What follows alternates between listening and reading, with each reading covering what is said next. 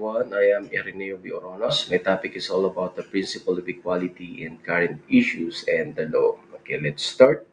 So I'll continue Sir Kevin's report on the remaining two equality principles, which are the relevant differences and challenges to the principle. And the last one is the current issues and the law. Okay, table of contents, the principle of equality and current issues and the law. The principle of equality, relevant differences, and challenges to the principle. Relevant differences, the principle of equality requires more than proving that innate or real differences exist between groups of people before we are justified in treating them differently. It also requires that the differences be relevant. For example, if it could be shown that women are by nature better at bricklaying than men, then this would be a real difference between them. Although we might then be justified in preferring women for bricklaying jobs, we would not be justified in using this difference to prefer women for the job of airline pilot. On the other hand, if men and women think differently and if certain jobs require these particular thinking skills, then according to the principle of equality, we may well prefer those individuals with these skills for the jobs. Next is challenges to the principle. One significant problem for the principle of equality system from the fact that those group differences that are both real and relevant to differential treatment are often, if not always, average differences. In other words, a characteristic may be typical of a group of people, but it may not belong to every member of the group. Another challenges to the principle of equality or its application can be found in the debates over preferential treatment programs.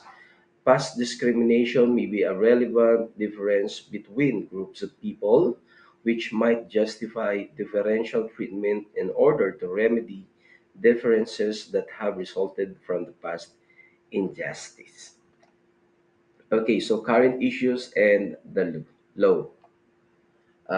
First is civil rights. Civil rights laws enacted in the United States and other Western countries have proved to be powerful tools for reducing racial injustice and promoting equal treatment of citizens.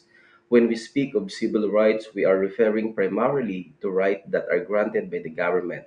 They are right of civil or political society, so-called rights of citizenship. Civil rights can be contrasted with the idea of natural rights or human rights. To understand the difference between civil rights and human rights, you might consider whether citizens should have different rights than non citizens. Civil rights are sometimes thought of as application of or means for the protection of more basic human rights. As Thomas Paine explained, every civil rights grows out of natural right, or in other words, is a natural right exchange.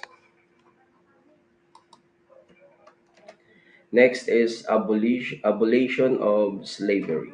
In the 19th century, grassroots movements to abolish slavery developed in America, particularly among northern religious constituencies.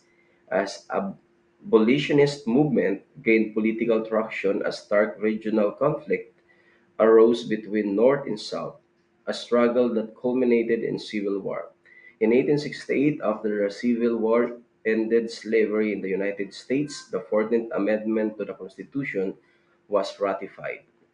These amendments declares that no state may deny to any person within its jurisdiction and equal protection of the law.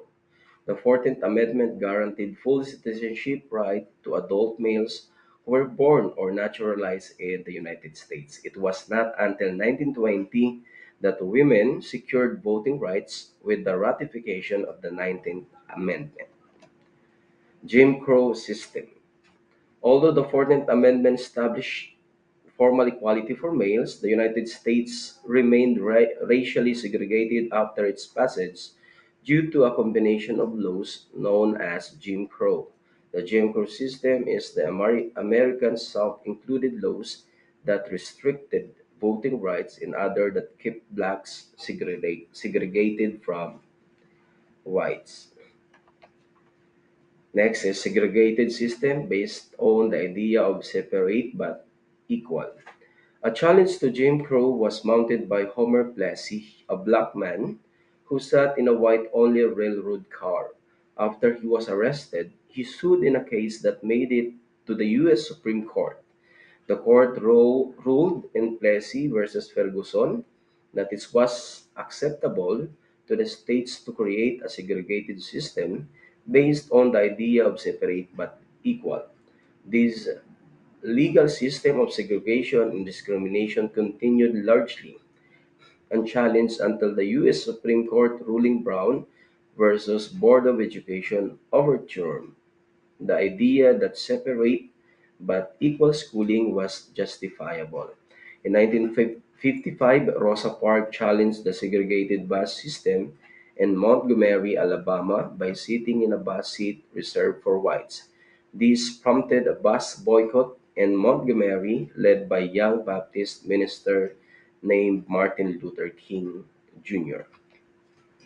Positive measure.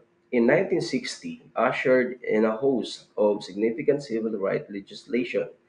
In an executive order in 1961, President John F. Kennedy instituted affirmative action in government hiring and in governmental contract with the goal of encouraging the positive measures equal opportunity for all qualified persons. These new hiring procedures increased the number of African American in the employ of the federal government. Next is Equal Pay Act of 1963 required that male and female employees receive equal pay for substantially equal work.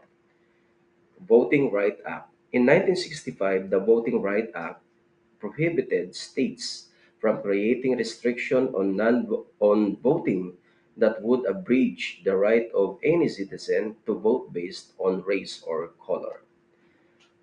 American with Disabilities Act of 1990. In 1990s, two significant pieces of civil rights legislation were passed. The American with Disabilities Act of 1990, which prohibited discrimination based upon disability. The latter required that businesses using employment practices with the discriminatory impact, even if unintentional, must show that the practices are business necessities. Otherwise, this business must reform their practices to eliminate these impact. Sex, gender equality, and sexual harassment. Many of the most recent advances in civil rights law have involved issues of sex, gender, and sexual harassment. Today, two forms of sexual harassment are generally recognized. One promises employment rewards for sexual favors, and other creates a hostile work environment. Sexual harassment also includes harassment based on sexual orientation or gender identity. Discrimination based on these categories is also illegal in some, but not all, areas in the United States. And lastly, the profiling. One basic issue that arises in the context of civil rights law is the problem of profiling. Profiling happens when law enforcement agencies treat individuals as suspects simply because of their race, ethnicity, religion, or other traits. One example of this so-called stop and frisk policing, in which police stop individuals and search for contraband or illegal activity. Profiling leads to unjustified harassment. One of the problems of profiling is that it tends to focus on obvious and overt signs of racial, ethnic, or religious belonging and then involves sweeping generalization about the behaviors of individuals who appear to fit those categories. And that will be all. Thank you for listening to my report.